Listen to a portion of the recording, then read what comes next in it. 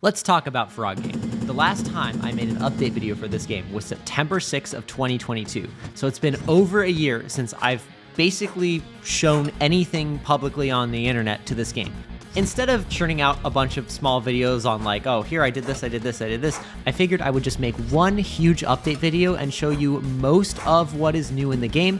And then if you want me to dive into any specific topic of it, just leave a comment, let me know. I might end up making it. But without further ado, let's get into the big update video. First off, we have our intro cutscene. Now, this still needs a lot of work, like, replacing the models in the back to make them not all exactly the same.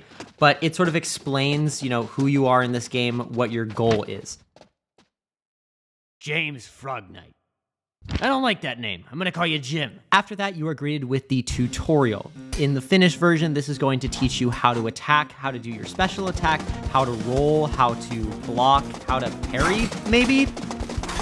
After the tutorial, you're greeted with your second cutscene, which as you can see is completely finished, and it sort of explains who your allies are in this and who is going to help you. After that, you're sort of taught, your leveling system and specifically the smoothie system. So let's talk about the smoothie system. You can put 5 different ingredients in your smoothie, and there are 5 types of ingredients to choose from. This is the list of all the ingredients right here, and the color of your smoothie will change based on what ingredients you use. Currently, I have all cold brew, which gives me 2 times attack and movement speed. This is working exactly as intended, and this will be in the final game. In the last Frog Game video I made over a year ago, I said I would talk about bosses, and I never did, so I'll talk about him now. This is Lord Hammerhead. He's basically the tutorial boss of the game, and while obviously he is doing stuff like T-posing still, and I have to clean up the animator, a lot of his animations are in and working. It's more now just me having to balance out the boss fight and making sure it's fun.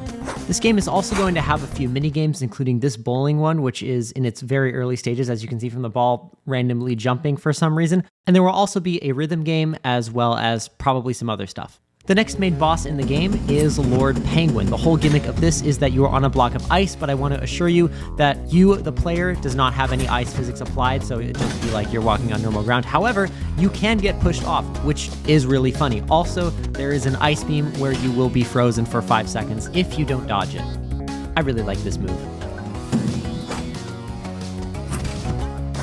This is where you'll fight the next boss of the game, but I want it to be a dual boss, so having 2 enemies, and programming that is kind of going to be a nightmare because of the way I set things up and did not have the foresight to think of, oh, what if I wanted a boss with 2, but it's fine. This part is much later in the game. This is when you finally get to that big tower in the middle, which is where the king lives. And from here, it's this fight and basically 3 more bosses back to back.